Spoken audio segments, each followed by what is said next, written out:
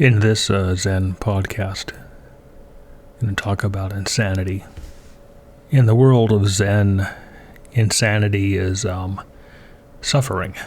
It's an outward expression of suffering.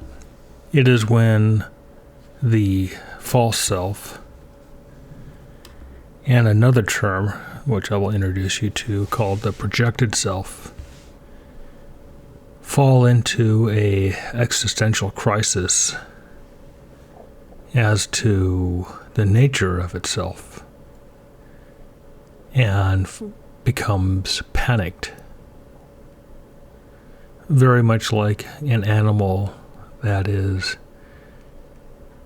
caught in a confined space and sees no way out, becomes panicked, clawing at the walls, biting, hissing at anything, barking, if it was a dog, for example. And in the human world, we see that as the irrational lashing out, the irrational and illogical kind of beliefs and thoughts and constructs that one tends to create, not only about their own selves, but about the world around them. And when you distill all of that down to what is it, you see it nothing more than panic, because the person who is exhibiting an illogical and irrational behavior is in panic. And this is what we call insanity. And the longer the person remains in panic, the more their entire being is infected, and the rest of us are affected as well. When somebody is crying, we always want to reach out and say, "What happened? How can I help you?" When a person is in panic, we want to reach out and say, "How can I help you? How can we stop the panic?" Yet when we reach out, sometimes we reach out with only the intent to help, but no real idea of how to help. In the Buddhist world, helping would be to instruct the person who has fallen into panic the truth of the Buddha, known as the Dharma, to help them understand the nature of their own mind, body, and soul, and to give them instructions on how to even start looking at the path of the Buddha. That's the Buddhist world. But that never hardly happens. Even in the world of Zen, where students may show up at a Zen center in an existential panic, they know they're going to die. They know that this self that exists on the arisings of the skandhas, those perceptions, those forms, this consciousness, they know that that self is going to die. And then there's the third self. It's a self that is projected outwardly. And it's my beliefs. This is who I am. This is my job. This is my position and status. This is it's sort of a projected ego. It's a painting you're painting a picture in the sky, eating cakes in the air. It's an illusionary self that we press outwardly. I'm a Zen student. I'm a Zen teacher. I shave my head. I wear robes. I sit on the cushion. I meditate. See.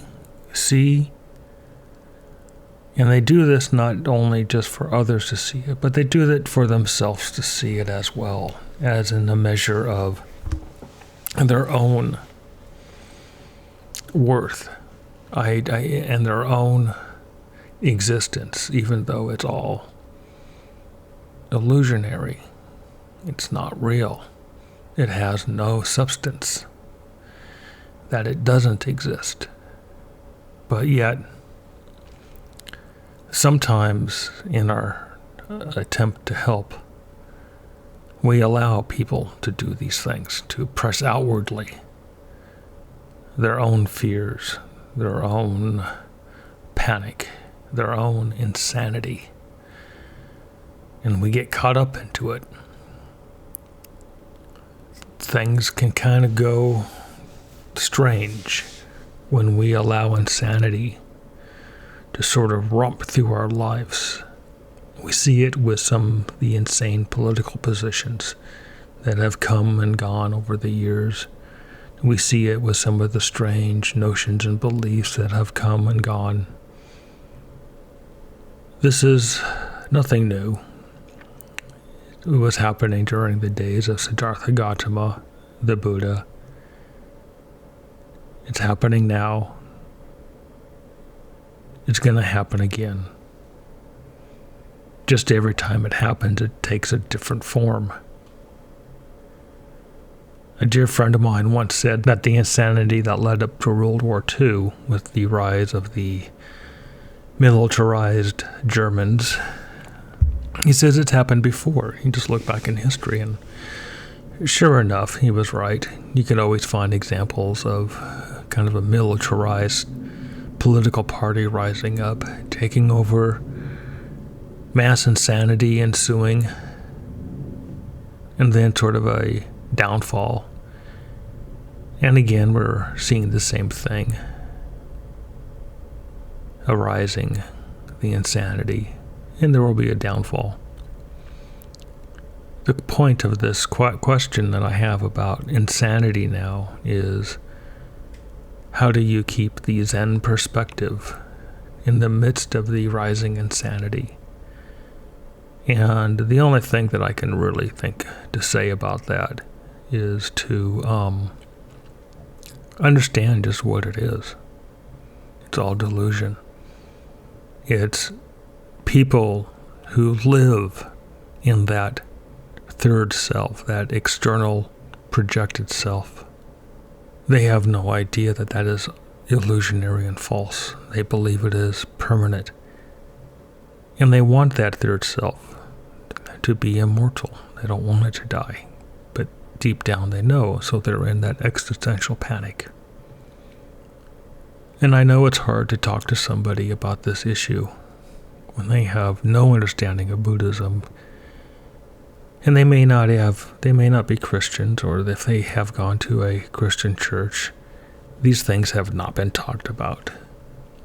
And it makes it very difficult to bring up the fact that everything that they believe is themselves is fleeting and decaying before their very eyes, and there's nothing they can do to stop it. Because that person will only exhibit more panic when you do that. So now you come to the question, well, what do I do? They won't listen to me. And to make it worse, they're pressing their panic, their illogical, their irrational ideas and solutions on me.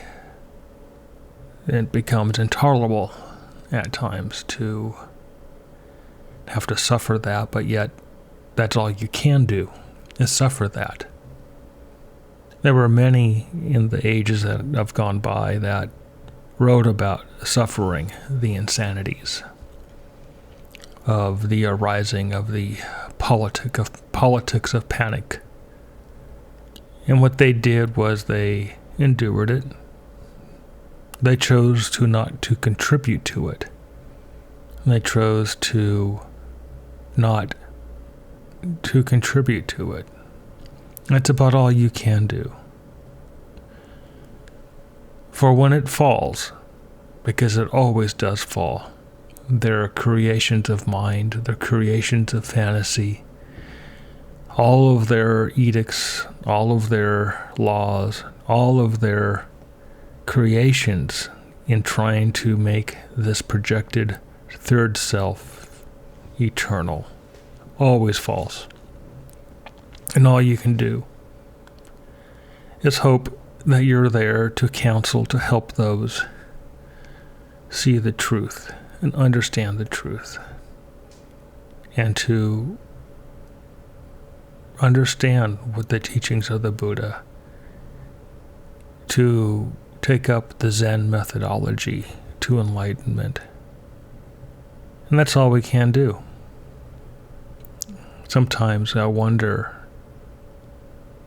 is there more that I can do myself? And this is a interesting question. Is there more that I can do myself to help people who are either in panic or are suffering because of the culture of panic, this insane, irrational, illogical situation that we are in? Is there more we can do? And the only answer that I can come up with is to offer these words of advice, to offer the teachings of the Buddha, to help people start on the path of Zen. That's it. Be like a rock out there. Maybe to only be that one logical, rational foundation in this sea of insanity. This time is probably the most difficult time in my entire life. I don't remember anything remotely like the times we are going through now. I ask myself, what has this done for me? What has happened here? And one of the biggest reasons I've chosen to start these podcasts and website and video lectures and writings is to help as much as I can. Because if you're not trying to help, if you're not trying to ease the suffering of others, to end their existential panic, to offer them something that they can that can help them return to a sane mind, that of reason, wisdom, logic, rationality, and to help them end their existential panic. For it's times like these that people actually start to really listen. You would think that when times are good, everybody's got jobs, there's money flowing, that there's plenty of food and shelter and abundance of things, that people who are comfortable, that they would listen. And actually those are the worst of times for that to happen, because they don't want to listen to you then, because they have everything. They think that, everything's swimmingly fine, I'm doing very well. Their projected third self sees abundant possibilities and futures, and they are very proud of this projected third self that they have built. They are very happy with it. But in times like these, when the cultural insanity has peaked very high, and suddenly everything that the projected third self has built upon itself crumbles beneath its very own legs, this is the time to teach. Has always been the time to teach. These are the moments in where we truly help people. We truly bring the message of the Buddha. We truly walk the Zen path. But this is also the time, even for all those of us who are understanding of what's going on, to better ourselves. For me, having to put together and trying to the websites, the videos, even the podcast. Constantly have to do a better job at it. Like even now, I'm really focusing hard to avoid the non-words, the ums and ohs and so's. Because that's the thing you have to do. You have to work hard to bring your message forward in a way that is understood and accepted. That's the point. This is what these times do. They make you stronger, better. This is where you come out of your shell, you come out of hiding, and you really try hard. These are the times to do it in. People have asked me, am I doing this for money? Am I doing this for fame? Am I doing this to sell books?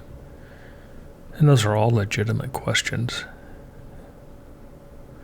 And I have to say those are very fair questions. And the answer is no. And there's none of that on my websites. There's none of that on my podcast. Yeah, but they pointed out, but you asked for donations. And I said, well, sure. I do have some bills to pay here. Website hosting isn't free, and not even the podcast distribution is free. However, I'm not asking for people to pay to listen. That's free. People want to give anything, it's out of the generosity of their heart. Or perhaps they want to help me with my mission, with my quest. And perhaps they want to join in. Maybe this is the best way they can help, is to give a little something. I don't care what it is. It could be $1. It all helps. So this is not I don't want to create a business plan out of what I'm doing. In fact, I have now come to the conclusion that when we turn everything that we love into a business plan, it tends to be the recipe of disaster. And I often question if the Zen centers that understood this, what happens when you turn your Zen center into a business plan. You turn the students into customers. What have you built? What has become? What happened? Is this truly the Zen that we want to teach? Is this truly the way that we want to promote? In my heart, there is no desire for that kind of path to create a business plan out of Zen, to sell Buddhism, so to speak. I believe a wise woman, the abbotess, she's now deceased, of Shasta Abbey, she wrote a book called Selling Water by the Riverside. And that's kind of what happens. It's kind of what we do. We made a business plan out of this thing called Zen. And when times get tough, what do people do? They close it down. They just say, oh, we're shutting the doors. We don't have enough money to keep it open. Bye-bye. And those that were invested into the business plan, they move on to other things. You can say, well, there's the parks. There's other places we could meet at. Let's go meet there. And you can try that, and I'm sure they would say, go have fun with that. You show up and you're the only one there. They won't go because that's not part of their business plan. And that gets into that insanity of the projected self, where we start building governances and corporations and empires.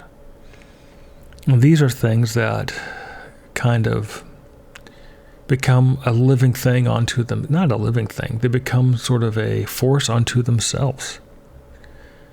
where they have their own rules and their own laws and their own standards.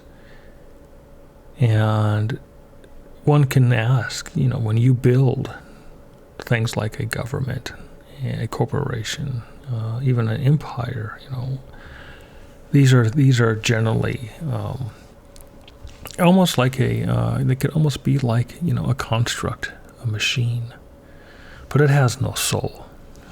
It has no mind to see itself in. It has no understanding of phenomena, because it totally is phenomena. Phenomena cannot view itself. Phenomena does not even know what it is, because it has no soul, it has no mind. But yet when we surrender ourselves to that, as in the form of a company, a business plan, one would ask, is that not insanity to surrender myself to those things? I surrender myself to a government. I surrender myself to a corporation. I surrender myself to a company. I surrender myself to a business plan. Does that not sound like insanity? It sounds like insanity to me. I'm putting my effort towards making something eternal, permanent, undying, immortal.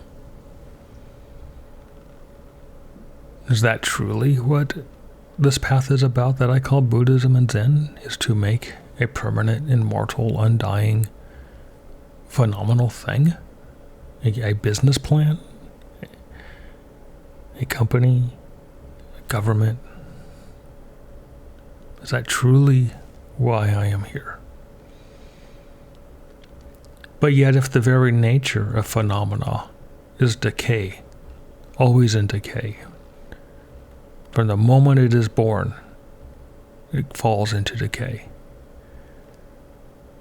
then isn't the very nature of insanity trying to make phenomena immortal? Thus, the existential crisis, the projected third self, the I am this, I am that, is falling from the second it was born. Is that not an existential crisis? To always view that something projected as dying, what is projected on as dying, it's always in decay. So that's insanity. Trying to save, trying to make immortal what is by its nature decaying. It's utter foolishness that we have fallen into these days. And yes, many people are waking up to this fact of the foolishness that we have fallen into. They're waking up to the foolishness that's being pressed upon them, and they're waking up to the foolishness that people call normality. Because if the foolishness now that has arisen upon what we call normal, then we also know that foolishness can arise again. So why not end it? Why not end the foolishness?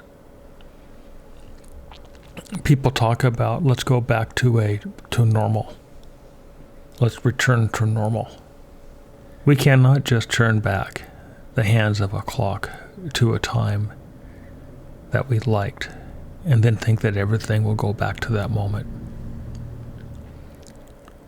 Normality is the breeding grounds of foolishness. Always has been, always will be. Because we were comfortable in normality. Our projected third self was satisfied. It saw what it wanted to see. It saw that it could exist. It can grow. That dreams and fantasies could be held. and desires and wants could be met. But when you enter at times where those things cannot be met, and the existential panic sets in, as they are now, that is always what normality brings. So I ask you, do you really want to return to normality, or do you want to wake up? Wake up to the fact of what truth really is. That this projected third self of who you are, your wants, your hopes, your dreams, that sit on this heap of what they call the skandhas. These feelings, these are thoughts, these emotions, these formations of ideas, this consciousness. To wake up to that and to no longer be fooled. Isn't that something different?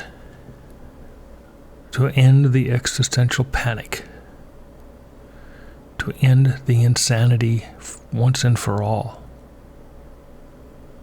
I personally could not see anything better to do than that.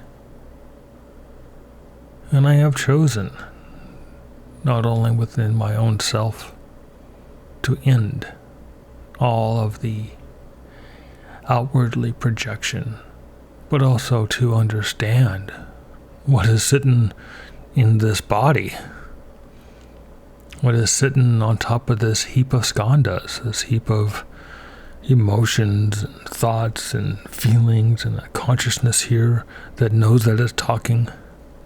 To understand all what this is, and to understand that I'm sitting on the razor edge of insanity at all times. And this is where, people in the Zen world would call mindfulness. And it's not just being mindful of how you fold your socks or clean your dishes or wash your bowls. It's child play. It's childish notions. Mindfulness is always understanding and keeping vigil on this false self, this projected self, that's the third self that can sometimes, get away, and thus the insanity ensues. I don't know what else to say other than what I have said, because this is the biggest reason why I am coming out of my 20 years of silence. It's because the insanity, the crisis, the existential screaming is deafening. Who couldn't want to reach out and try to help? I believe you can do it. That's why I'm talking to you. That's why I am saying the things I am saying. If I did not believe that you can do this, I would have stayed silent for another 20 years, maybe for another couple 100 years. This body will retire soon. Doesn't necessarily mean that the wisdom and the understanding will go away. It might migrate somewhere else. Who knows? I don't know. If you don't try to help out other people, then what's the point of it? I'm not here to make money. I'm not here to sell you something. I'm not here to get you to believe what I believe or follow the rules that I tell you to follow.